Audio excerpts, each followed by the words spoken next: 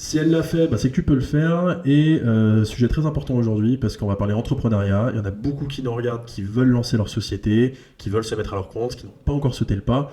Et pour la plupart du temps, on se trouve beaucoup d'excuses.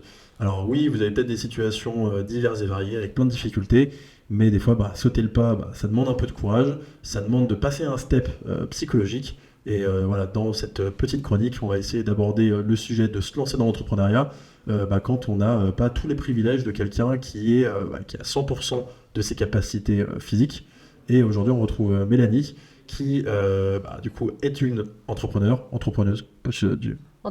entrepreneuse, allez, on fait de l'inclusif, et qui a une spécificité, qui a créé une entreprise qui est autour du monde dans lequel tu évolues, de par ta situation. C'est ça, exactement. Donc, t'es une personne à situation d'handicap. Ouais, exactement. Voilà. Ouais, c'est les mots qu'on utilise de manière générale. Personne, mobilité réduite, PMR, il n'y a pas de mots. Tous ces mots-là disent à peu près la même chose. Donc, ouais. Donc elle va nous parler un peu de son parcours, de sa boîte, qui tourne autour aussi de ça, le pourquoi de sa boîte, et derrière, là, c'est aussi pour vous donner un peu la patate et vous dire, si vous en avez marre un peu de votre vie, si vous avez envie de vous lancer, et si elle l'a fait, vous pouvez le faire, sans problème.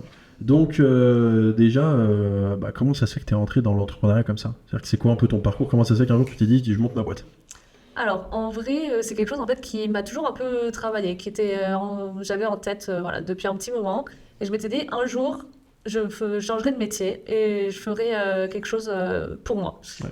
Et c'est suite à un voyage pendant le Covid. En fait, je devais partir en tour du monde, tour du monde qui a un peu été perturbé.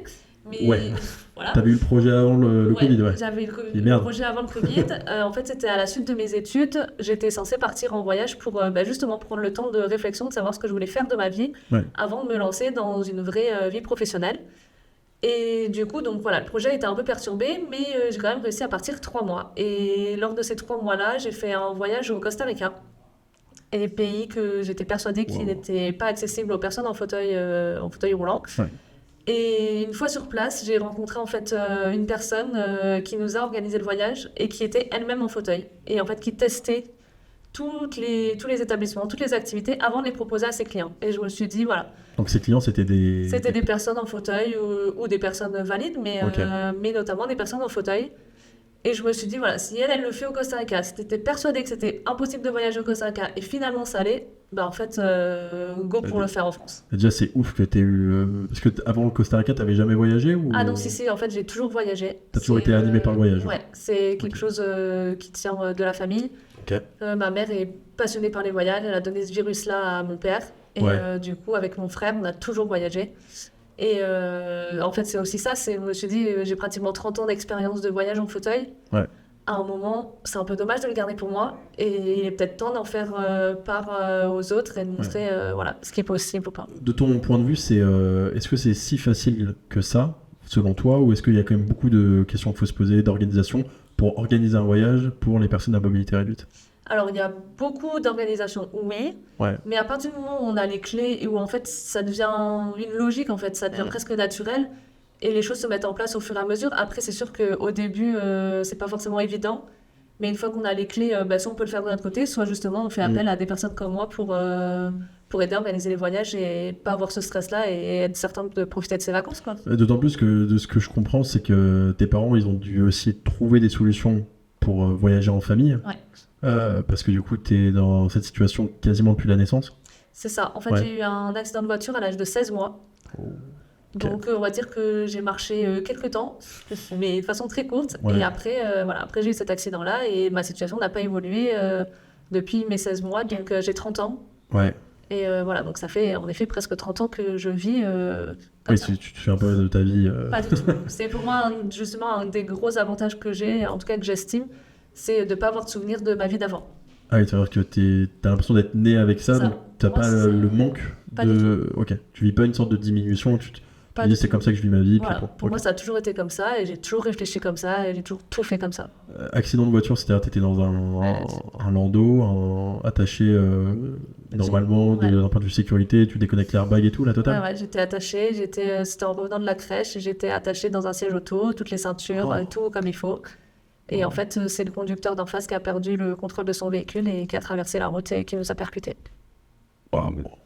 Et donc, juste pour une petite parenthèse, parce que je suis un petit peu curieux, mais donc dans l'accident, collision, Ouais. et donc ça veut dire qu'il s'est passé quoi toi au niveau de ton corps? C'est-à-dire que t'as une blessure au niveau de la colonne vertébrale, le bassin, c'est quoi qui a été touché? Ouais, il y a dû y avoir le fameux coup du lapin. Et après, Ok. en effet, c'est la colonne vertébrale qui a pris, c'est la moelle épinière. Et il y a des lésions, pardon. Ouais, je fais la même faute aussi. Voilà. Des fois, je dis liaison aussi. Non, mais c'est des lésions. Waouh. Des lésions qui font que voilà, les jambes ne fonctionnent plus.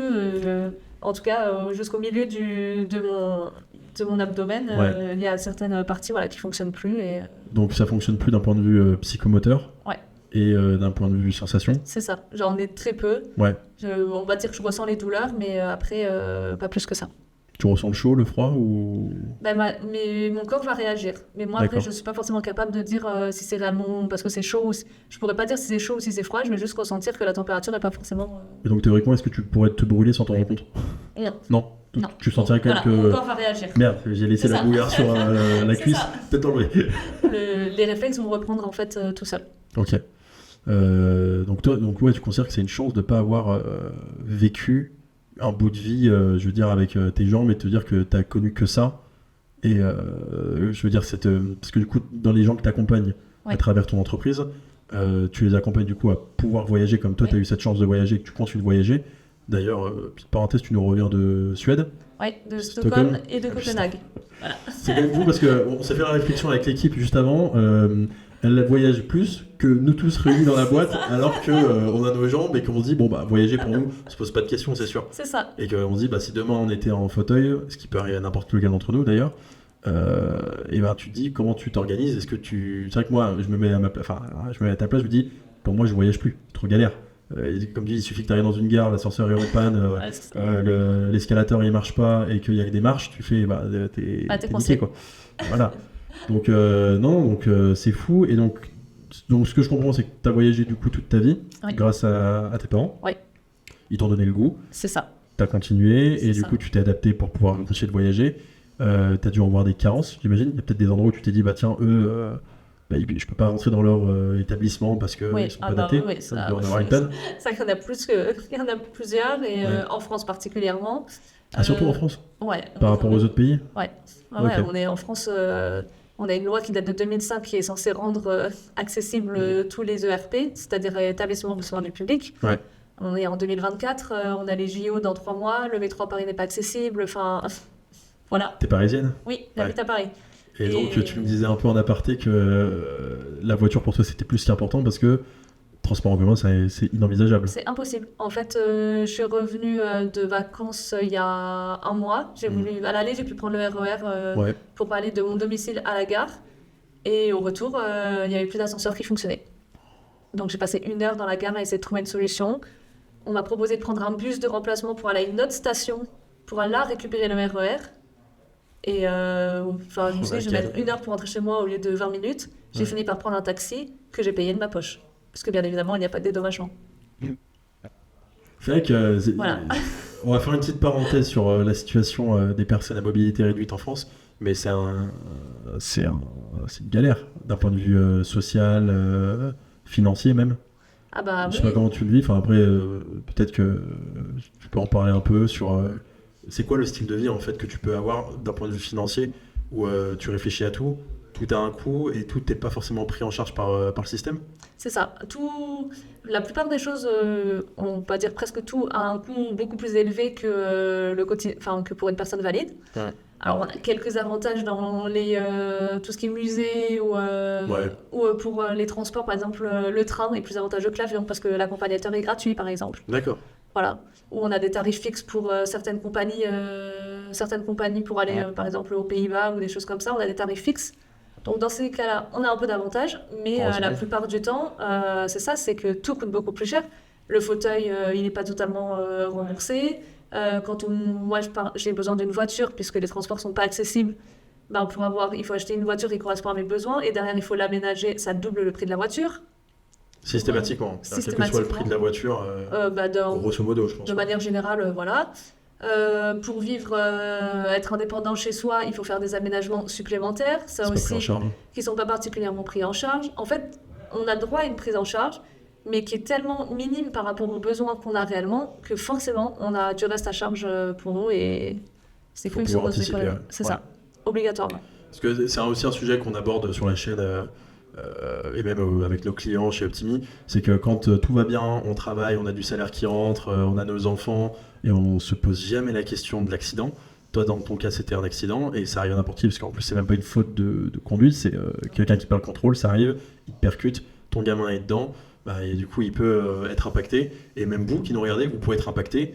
Et là, on se rend compte vite que tous les efforts que vous pouvez faire sur le développement de votre patrimoine, vous allez devoir taper dedans pour payer votre handicap.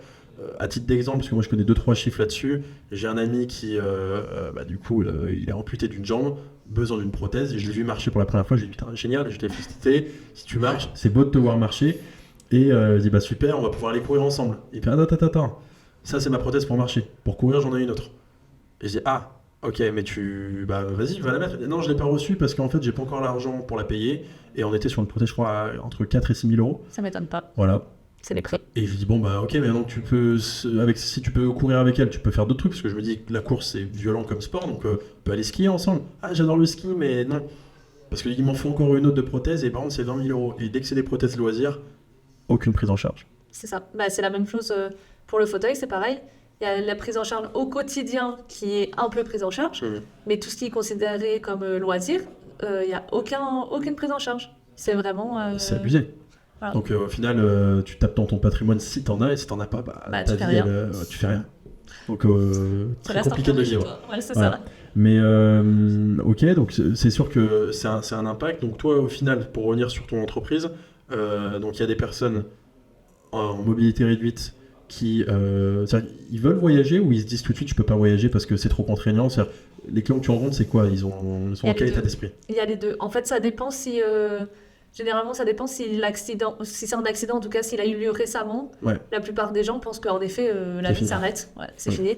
Après, quand ça fait un moment que c'est une maladie, les gens ont conscience qu'il y a des possibilités, mais soit on n'a pas le temps, soit on n'a pas l'envie, soit savent juste pas comment faire. Ouais. Et là, du coup, ils sont dans cette démarche-là de « Ok, je veux me faire accompagner parce que j'ai pas les connaissances et j'ai besoin d'aide. » Mais il y a aussi beaucoup de freins en mode en fait, tout s'arrête et je peux plus rien faire. Et moi, je veux montrer que non, ça demande une organisation différente, mais c'est possible. Donc ça, c'est ce que j'ai vu un peu ta com sur les réseaux. Ouais. T'inspires un peu, t'essaies de les inspirer. Ouais, c'est le but. Leur montrer, si c'est possible. C'est pas que tes clients, c'est-à-dire que c'est des clients que t'accompagnes pour les aider dans leur organisation de voyage, mais t'as d'autres typologies de clients, de ce que j'ai compris. Oui, parce qu'en fait, le projet, il est global. Le but, c'est vraiment d'aider donc les personnes en fauteuil à voyager. Et soit je les aide à organiser leur voyage, soit d'un autre côté, un des gros problèmes en fait aujourd'hui, c'est le manque d'information, l'accès à l'information, il y en a très peu. Et le but, c'est de mettre en avant toutes ces initiatives-là qui ont déjà été prises et de les faire connaître. Et sinon, comme je suis également architecte, d'aider tout ce qui est... Ouais, c'est ça. Ouais. J'aime pas choisir, donc je fais plein de choses. C'est bien. Et l'aider, du coup, c'est d'aider en fait tout ce qui est hébergement touristique à les réaménager pour pouvoir accueillir des personnes en situation de handicap, mais également des valides, en fait, que tout le monde puisse partir en voyage ensemble et qu'on n'ait pas l'impression d'aller à l'hôpital quand on part en vacances. Complètement. Donc c'est-à-dire que quand on parle d'établissement qui reçoit du public, parce que tu as dit ERP, on parle de quoi? On parle des hôtels, des commerces, des restaurants, c'est vraiment tout type d'établissement. Tout, j'essaye un peu d'orienter vers les hébergements touristiques parce qu'il y a déjà un énorme besoin en fait à ce niveau-là. Quand on coche la case accessibilité aux personnes à mobilité réduite sur les plateformes de réservation, le choix il descend. Tu tapes genre restaurant typique de telle ville, ils te mettent 1200, tu mets tiens accessibilité réduite, t'en as plus dedans. Tu perds tout quoi. Donc voilà. Et après oui c'est ça, c'est tout ce qui est restaurant, activités, musée. C'est si accessible que ça de réaménager un établissement? C'est très variable. Ça dépend de quand datent les constructions. Ouais. Réaménager le château de Versailles forcément sera plus compliqué que c'est sûr, mais après non, puis des fois il y a juste des micro adaptations en fait qui peuvent tout changer. Et c'est ça en fait aussi qu'il faut prendre conscience, c'est que des fois il n'y a pas besoin de faire des milliers d'euros d'investissement pour faciliter les choses. Parce que là on s'adresse à ceux qui ont des commerces qui se disent tiens je m'étais pas posé la question parce que je pense qu'il y en a plein que tu as dû voir, ils se disent c'est pas mes clients, les personnes à mobilité réduite, oui parce qu'ils peuvent pas venir. Forcément, ils le seront jamais. pour ceux qui sont dans cette démarche, peut-être qu'ils se disent j'ai envie de le faire, mais je vais pas forcément le faire parce qu'ils s'imaginent qu'il faut casser tous les murs et recommencer. Donc, il y a quoi comme petite chose qu'on peut tout de suite mettre en place pour déjà créer de l'accessibilité? Bah déjà, essayer d'élargir un peu les lieux de passage. Ok. Parce que clairement, quand tu peux pas, enfin déjà pouvoir se croiser ou passer sans partir avec le rayon, c'est quand même. Il y a des normes pour ça ou pas? Normalement, Une oui, il y a certaine des distance? normes. Ouais. Et puis, par exemple, tu as un cercle d'1,50 m. Ouais. C'est la loi. Et dans lequel, en fait, un fauteuil doit pouvoir tourner. Ok. Voilà. Donc, tu as des endroits où. Dans toutes les zones de déplacement de l'établissement? Tu as des endroits placés comme ça pour que la personne puisse faire un demi-tour sur elle-même D'accord. et retourner là où elle veut aller. Donc voilà, élargir les passages, les portes c'est 90 cm minimum. Ok. Et après par exemple, de plus en plus ils le mettent en place, mais de pouvoir rien que de rajouter des rampes en fait pour passer les quelques marches, ça permet de rendre un commerce accessible sans finalement transformer ou faire des demandes auprès de l'administration publique. Et niveau toilettes, j'imagine, toilettes handicapées, pareil. Ils sont pas tous à... Non. Et puis là pour le coup, c'est pareil, il y a juste mettre la barre au bon endroit ou... par rapport au WC ou les salles de bain dans les hôtels, mettre le pommeau de douche à proximité du siège où tu t'assois, ben, voilà, c'est des fois pas logique. Les choses ne se font pas forcément comme ça. C'est une obligation légale, ça, ou pas, pour les établissements? Normalement, oui. En tout cas, toutes les nouvelles constructions sont obligées... que les constructions soient aux normes, c'est une chose, mais du coup, est-ce que est-ce que tu as déjà vu, je sais pas, peut-être je pose la question, mais un établissement qui était construit donc, dans un bâtiment récent, donc forcément aux normes handicapées, et qu'au final, les exploitants l'ont exploité d'une certaine manière où en fait tu peux pas y aller, quoi. Bah oui, en fait là dans un des derniers hôtels que j'ai fait, on a le siège de douche, et en fait dans le dos, on a la barre pour se tenir. Ouais, donc en fait tu peux pas tu peux pas t'appuyer sur le siège de douche. Ah, c'est mal foutu là, du coup c'est mal foutu. Tu vois, et je leur ai dit à l'accueil, je leur ai dit mais en fait c'est trop bien d'avoir mis le siège de douche et d'avoir mis des poignées pour que par exemple quand tu tiens un peu sur tes jambes et que tu as besoin de te tenir, tu puisses te tenir. Mais en fait genre mettez pas les deux au même endroit en fait, enfin c'est pas possible parce que du coup tu ne peux pas t'asseoir. Et donc ça veut dire que tu leur as fait la remarque? Ouais. Mais tu leur as dit quoi? Tu leur as dit, si vous voulez, je vous fais un plan pour... à l'époque, je n'osais pas encore trop, mais je leur ai dit, essayez, la prochaine fois, essayez de penser comme ça, parce que clairement, c'est pas possible, en fait. Tu vas pas, tu retournes pas. Ça, c'est dommage, vous avez voulu faire entreprendre ces démarches-là, mais en fait, malheureusement...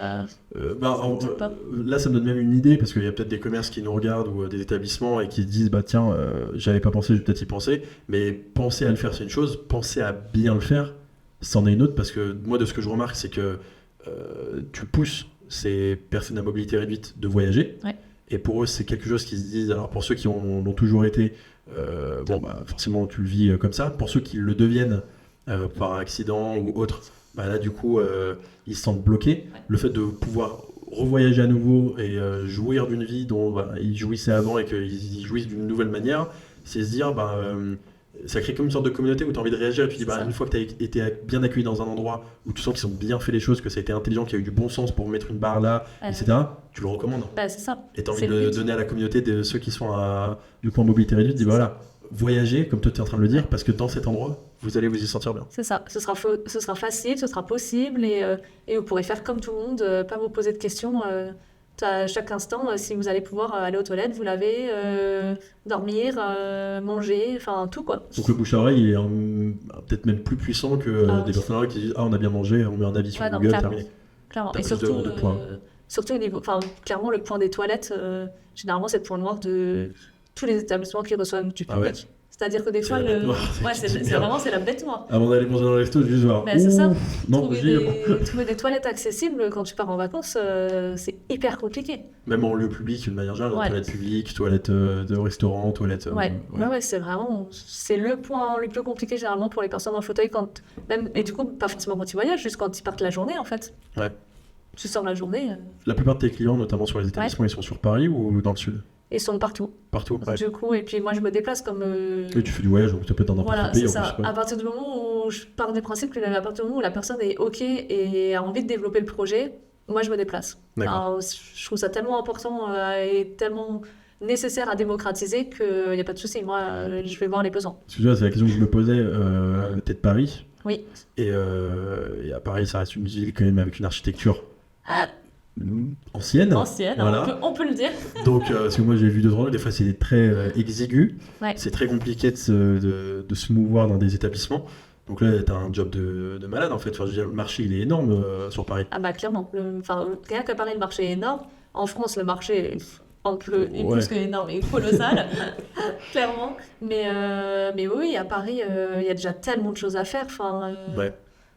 Il y a plein de choses à repenser. Et comme je dis, voilà, c'est pas forcément compliqué. Mais Alors en plus, tu m'as dit que quand tu voulais faire cette remarque à l'hôtel, t'as pas forcément eu l'idée ou le petit coup de boost de dire allez, je vais leur vendre un truc parce que c'est au-delà de leur vendre, c'est pour leur bien parce qu'ils ont fait une démarche, ils sont pas allés au bout, du moment ils l'ont mal faite. Aujourd'hui, sur ton activité, est-ce que t'es une entrepreneur du coup, entrepreneuse, t'as évolué. Ouais. T'as eu, j'imagine, des doutes, des échecs, des succès, des moments où tu t'es... Enfin, moi, par exemple, en tant qu'entrepreneur, à mes débuts, j'ai eu le syndrome de l'imposteur. Bon, là, tout ça. Bon, je pense que ça va, je suis pas le seul. Non, je pense qu'il y a bien j'ai presque plus, ça va, je me sens un peu mieux dans ma peau. Mais toi, dans ton histoire, il y a quoi que tu peux nous dire sur... est-ce que déjà, après, comme tu m'as dit, c'est que ta situation, tu l'as depuis que t'es quasiment né. Mais est-ce que tu as vécu ce côté où, dans ta situation... entreprendre c'était pas possible, ou tu t'es dit si c'est possible, est-ce que ça a toujours été un rêve, est-ce que tu as douté de ça, qu'est-ce qui a fait que tu as eu cette force en toi qui t'a dit je vais lancer mon projet, coûte que coûte, je m'en fous, même si j'ai plus de jambes, je vais quand même le faire. Alors déjà je pense que c'est de base mon caractère, je pars du principe que quand on veut quelque chose dans la vie, il faut se donner les moyens d'y arriver. Et un deuxième point, c'est que j'ai beaucoup de mal avec le fait de vivre une vie qui ne correspond pas. Ok. Donc finalement, les deux, l'un dans l'autre, je me suis dit, mais en fait, ça me tient tellement à cœur. Le salariat, je l'ai vécu, mais ça me convient pas. J'ai pas été convaincue, il y avait plein de points qui m'allaient pas. Et je me suis dit, en fait, t'as été capable de faire plein de choses avant. C'est juste, entre guillemets, une aventure à faire en plus. C'est étape après étape, bien évidemment. Hein. T'as eu des peurs ? Ah oui, il y a la peur de l'échec. Ouais. Mais il y a également la peur de la réussite, parce que généralement les deux vont avec. On n'en parle pas souvent. Voilà, on n'en parle pas souvent, mais en vrai les deux vont avec.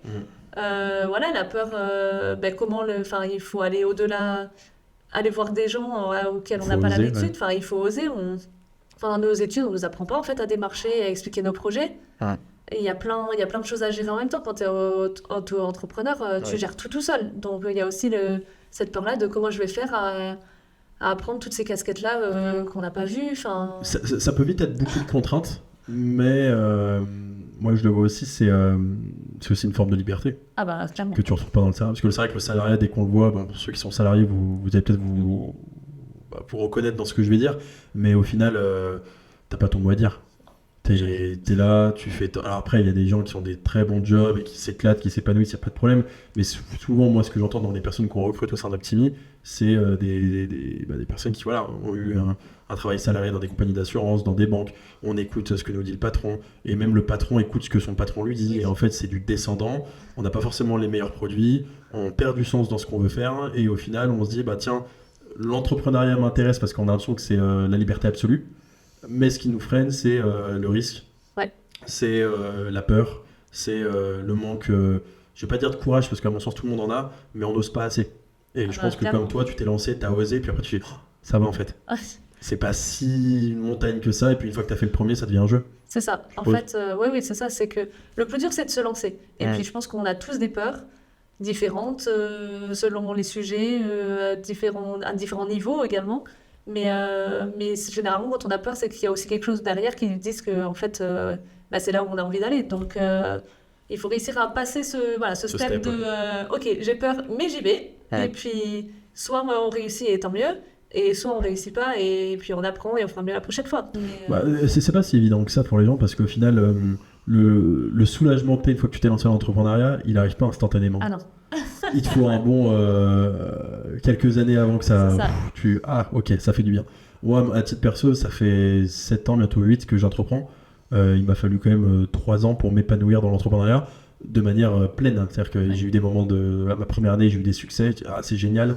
En une semaine, t'as un concurrent qui arrive, qui te flingue un marché, t'es oh, mais en fait, pourquoi j'ai fait ça? Je suis nul, il fait mieux que moi, j'aurais pas dû commencer. Puis ça te pousse à te réinventer. Ouais. Après, il y a entreprendre. Je prends l'exemple de Petit. Ils sont tous chefs d'entreprise, ils sont tous indépendants. Pour autant, ils bossent dans un modèle, dans une structure où au final, ils font exactement la même activité qu'avant, mais dans un modèle avec des meilleurs produits, une meilleure offre. D'ailleurs, c'est lié aussi avec ton sujet, c'est que pour son cas, c'est un accident. Ils accompagnent aussi des gens, voilà, qui c'est un peu la douche froide. Au final, les gens, c'est compliqué d'aller là. Enfin, c'est pas le levier qu'on utilise pour vendre absolument, parce qu'on vend pas, c'est eux qui achètent. Mais au final, il faut vraiment que les gens prennent conscience que s'il leur arrive un pépin dans leur vie, ils peuvent se mettre dans une merde noire pour eux, leurs conjoints, leurs enfants, leur patrimoine. Et au final, nous, on est là pour faire le coco. Attention.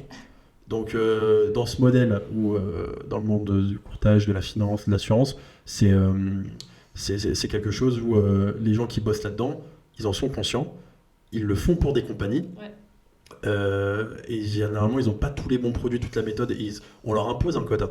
On leur dit, en fait, il faut que tu vendes X produits chaque semaine, parce que sinon, on n'est pas rentable. Il y a la même pression quand tu es indépendant. Toi aussi, tu dois avoir ton nombre de clients si tu veux tourner. C'est une logique. Mais tu fais ce que tu veux. Oui, tu peux les choisir quand même. Tu as tes clients. Et puis tu peux choisir quand tu veux travailler, à quel moment. Tu veux choisir ton offre. Oui. Toi, si tu étais salarié dans ta société, tu n'aurais pas une patronne qui te dirait en fait, non, va vendre tel type de service parce que c'est ça qui est rentable. Peut-être que toi, tu es intéressé par autre chose. Oui. Vu que tu es à ton compte, tu choisis. Si tu as envie de bosser avec des établissements pour les adapter, les améliorer et les habiliter PMR, ou si tu veux bosser du coup avec des personnes à mobilité réduite pour les accompagner et faire un peu plus d'accompagnement, de conseils, de social, d'organisation, ou de faire les deux. Oui, c'est ça. Et puis ça dépend des besoins. C'est-à-dire qu'au moins là, on peut réellement adapter une offre et créer quelque chose sur mesure selon les besoins de la personne qu'on a en face. Quand tu es salarié, tu as tes trucs bien carrés, bien précis. Surtout, on sort pas du cadre. Surtout pas du cadre. Surtout pas. Et t'as pas le choix. Et t'es là, presque contraint et forcé à faire ce qu'on t'a demandé. Et ça te va pas forcément. Quoi. Ouais. Mais c'est vrai que c'est pas facile parce que, comme t'as dit, faut pas sortir du cadre. Et tu vois, moi je l'ai vu dans ceux qu'on a recrutés récemment. Là, on en a eu 5-6 qui sont rentrés dans le groupe. Ils te disent, j'ai besoin d'un cadre. Ouais. Et d'autre côté, ils te disent, mais j'ai besoin d'un cadre pour travailler parce que ils se sentent pas. Parce que quand t'es entrepreneur, tu crées ton cadre. Ouais. Et en fait, quand ils sont salariés, ils disent non, mais moi j'ai besoin d'un cadre. Par contre, j'ai pas besoin qu'on me dise quoi faire, j'ai pas besoin qu'on check mes horaires, j'ai pas besoin que me dire tiens, telle date, faut que tu sois au bureau. Et donc, c'est un peu le meilleur des deux mondes où au bout d'un moment, tu peux être entrepreneur dans différents modèles. Oui. Moi, je prends souvent l'exemple d'Optimi, parce qu'on est dedans. Il y a d'autres modèles où on peut être entrepreneur, mais pas. Toi, c'est du full entrepreneur. Ah bah oui. C'est comme moi, c'est comme Pierrex, on crée toute pièce. Oui. On prend toute la responsabilité du succès et de l'échec aussi. Exactement. Et donc il y a une autre pression, mais aujourd'hui, moi je le vis bien. Pour rien au monde, je retournerai dans le salariat. Tu te sens utile du coup en plus. Bah oui, c'est ça aussi. Sentiment d'utilité, ouais. Le but c'est que tous les jours quand je me lève, je sois contente de faire ce que je vais faire dans ma journée. Ouais. Et du coup, de pas attendre les vacances, de pas attendre le week-end. Tu les attends même plus. T'as pas l'impression de. Ouais, t'es pas là à compter. Et tu sais que tu le fais pour toi, tu capitalises pour toi, pour tes projets, donc t'as pas cette notion de dire quand les prochaines vacances parce que fatigué quoi. C'est la liberté totale, mais en effet des fois la liberté elle est totale mais elle inclut des responsabilités. Exactement, voilà c'est ça, c'est que la liberté des fois c'est un peu un double tranchant mais c'est une bête. Pour ça, moi c'est ce que je dis à tout le monde, quelqu'un qui veut se lancer, au final il faut qu'il comprenne les responsabilités qu'il va avoir à se lancer, le stress que ça peut engendrer. Savoir s'il a le profil pour. Ouais. Et au final, le seul moyen de le savoir, c'est de tenter. C'est ça. Et je trouve très dommage les personnes qui n'osent pas se lancer parce que du coup, ils ont cette peur, parce qu'au final, ça crée un regret. Bah oui. Moi, c'est souvent des gens qui, tu vois, pareil, dans ceux qu'on recrute, ils ont des 40, parfois même 50 ans. Et quand tu leur dis, ils disent, mais putain, j'aurais dû me lancer 20 ans plus tôt, quoi. Ouais. Parce qu'au final, il y a une certaine maturité qui vient, mais au final, je connais personne qui s'est lancé qui dit, ah putain, c'est pas pour moi. Je retourne dans le salariat. Si vous êtes lancé, si vous avez l'envie de vous lancer, c'est qu'au fond de vous, vous avez cette petite flamme entrepreneuriale qu'il faut façonner. Il faut se prendre des tartes, il faut se prendre des portes, il faut se faire mal. Mais au final, l'expérience, elle est folle. Bah ouais, mais tu rebondis toujours, t'apprends. C'est une vie qui est hyper épanouissante. Et je pense que c'est le but d'une vie. C'est de prendre du plaisir au quotidien et voilà, d'apprendre. J'ai une dernière question. Vas-y. La suite. Du coup, parce que c'est vrai qu'on a beaucoup parlé de ton projet, on lui a même pas donné son nom, On the Wheels, ouais, c'est vrai. sur les roues. On the Wheels, c'est quoi le futur d'On the Wheels? T'as une roadmap, une projection sur ce que tu aimerais faire sur du court, moyen, long terme, je sais pas. C'est un nouveau service que tu prépares. C'est quoi le futur? C'est quoi les prochains projets? Alors, le but, c'est vraiment de démocratiser au maximum tout ce sujet-là, de montrer que voyager et vivre quand on est en fauteuil, en fait, c'est totalement possible. C'est vraiment, enfin, pour moi, c'est le message que je veux faire passer là dans les années et mois à venir. Et le but, du coup, c'est ça, c'est selon les temporalités, selon les besoins, de m'adapter aux clients que je vais avoir en face et vraiment de pouvoir leur proposer quelque chose de sur mesure et de les aider à vivre leur vie au maximum. Donc voilà, le but là maintenant, c'est de faire connaître ce projet-là, puisqu'il est assez récent, mais de montrer que voilà, c'est pas forcément plus compliqué et que ça vaut le coup en fait. Enfin, franchement, le but c'est ça, qu'on vive notre vie à fond et qu'on n'ait pas de regrets derrière et qu'on en profite un maximum comme tout le monde, quoi. Génial. Voilà. Mot de la fin, osez. Si vous avez des idées, si vous avez des envies, osez dans votre vie, il n'y a aucun souci à ça. Avoir des regrets, c'est ce qu'il y a de pire. Ah ouais. Je pense que... Alors moi c'est vrai que c'était un peu marrant, enfin marrant, c'est pareil, c'est pas marrant, mais ça m'a... Bon, si, c'est marrant, parce que ça m'a fait réagir. Mais la plupart des personnes que j'ai vues, notamment dans les EHPAD, etc., parce que voilà, t'as toujours un peu de famille qui... Ouais. Moi, dans mon cas, j'ai une grand-mère qui est en EHPAD, t'y vas, tu discutes un peu, et tu te rends compte que les gens sur leur lit de mort, désolé du terme, mais c'est le cas, hein, c'est le début de la fin. Ce qui les titille le plus, c'est les regrets. C'est ce qu'ils n'ont pas osé faire. Généralement, on ne regrette pas ce qu'on a fait. Ouais. On peut avoir des regrets quand on a fait des conneries, mais au final, c'est tout ce qu'on n'a pas osé faire par manque d'envie, d'opportunité, de courage. On dit, putain, mais si j'avais su, si j'avais eu le courage, je l'aurais fait. Toi, t'as tenté, t'es en train de, voilà, comme tu le dis, de communiquer sur ton projet pour montrer au maximum de personnes que si c'est possible, autant personnes en mobilité réduite que établissements, et t'auras pas de regrets, parce que ça marche. Tant mieux pour tout le monde. Ça marche pas, t'auras aucun regret d'avoir essayé. Non, et je ferai autre chose. On fera toujours autre chose. On fera toujours autre chose. J'en suis à ma 3e boîte, c'est pour te dire. Et pourtant, les 2 autres ont bien marché, mais au bout d'un moment, t'as envie de faire autre chose, t'évolues. C'est ça, voilà. c'est ça, c'est dans le caractère. On continue d'avancer et de profiter, et on s'arrête pas. Donc si elle l'a fait, vous pouvez le faire.